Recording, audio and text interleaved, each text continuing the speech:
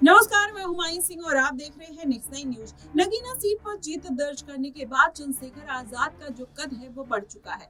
ऐसे में उपचुनाव के 10 सीटों पर उन्होंने ऐलान कर दिया है कि चुनावी मैदान में उतरेंगे। ऐसे में देखा जाए तो 2 सीटों पर उनकी नजर बनी हुई है, जिसमें करहल और बिजनौर सीट है। बिजनौर सीट पर यहाँ तक की खबरें आई थी कि उनकी पत्नी वंदना कुमारी चुनावी मैदान में उतर सकती है, लेकिन हालांकि अभी उस पर कोई पुख्ता जानकारी नहीं मिली।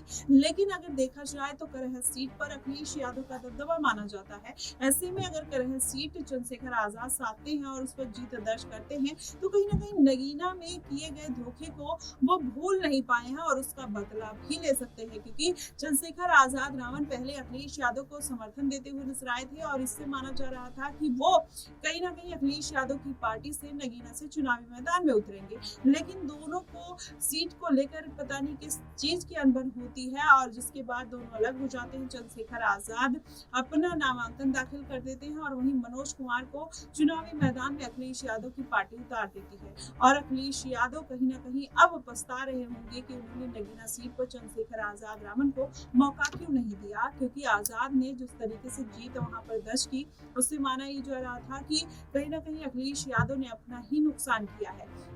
अब ऐसे में फिर से वही समीकरण बन रहे हैं। चंद्रशेखर आजाद रावण करहल सीट पर अपना चुनावी दांव चलने की कोशिश कर रहे हैं। वहीं मीरापुर सीट जो बिजनौर में आती है उस पर भी अखिलेश यादव का दबदबा माना जाता है और जहां पर दलित वोट बैंक काफी निर्णायक भूमिका में है। अगर इन 2 सीटों को लेकर आजाद अपना निशाना साध देते हैं तो जाहिर तौर पर अखिलेश यादव को बड़ा नुकसान होगा।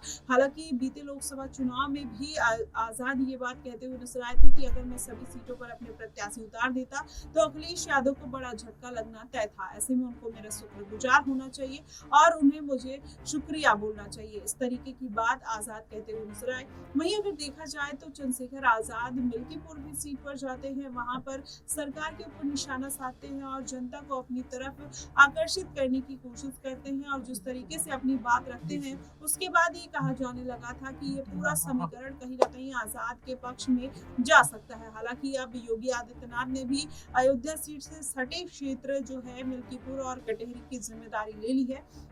ऐसे में देखना होगा कि कितना फायदा देखने को मिल सकता है। लेकिन आजाद जिस तरीके से जनता की बात को उठाते हुए नजर आते हैं, इससे कोई दो राय नहीं है कि आने वाले दिनों में चंद्रशेखर आजाद कहीं ना कहीं सभी सीटों पर कहीं ना कहीं भारतीय जनता पार्टी को या तो फायदा पहुंचाएंगे या अखिलेश यादव को फायदा पहुंचाते हुए नजर आ सकते हैं, क्योंकि ओबीसी वोट बैंक अगर देखा जाए तो अखिलेश यादव के साथ जाता हुआ दिखाई देता है। ऐसे में चंद्रशेखर आजाद का उन तमाम मुद्दों को उठाना, जिसमें कावड़ का मुद्दा, नमाज को लेकर मुद्दा और कहीं ना कहीं इस बात का भी मुद्दा निकल कर आया था, नीट पेपर और शिक्षा, महंगाई, बेरोजगारी, ये तमाम मुद्दे कहीं ना कहीं जनता के मन को छूते हैं। उसमें फिर वर्ग का बंटवारा नहीं होता है। ऐसे में आजाद ने कहीं ना कहीं सभी वर्गों में अपनी पैठ बना ली है। ऐसे में अगर मिल्कीपुर सीट पर जिस तरीके से वो भाषण देते हुए नजर आए थे, उन्होंने ये भी बोला था कि सरकार से भीख मत मांगिए, सरकार का काम है आपको कहीं ना कहीं रोजगार देना और तमाम तरीके की सुविधाएं देना। अगर वो नहीं देते हैं तो उनकी जिम्मेदार सरकार होगी, मैं नहीं होऊंगा, लेकिन मैं आपके लिए आवाज जरूर उठाऊंगा। आप उनकी ये वीडियो देखिए, क्या कुछ कहते हुए नजर आते हैं चंद्रशेखर आजाद रावण। देखा आपने, इन सीटों पर कहीं ना कहीं सारे समीकरण बनते हुए नजर आ रहे हैं आजाद के पक्ष में।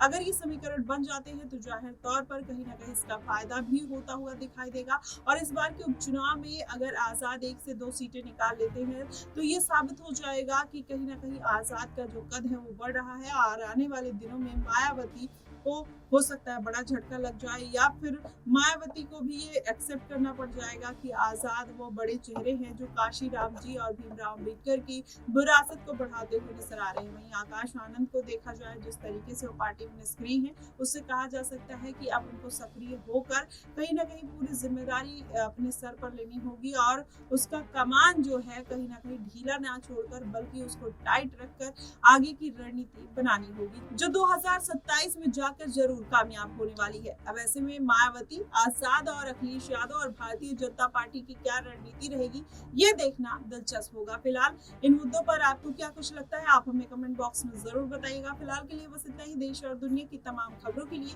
हमारे साथ बने रहिएगा नेक्स्ट न्यूज पर।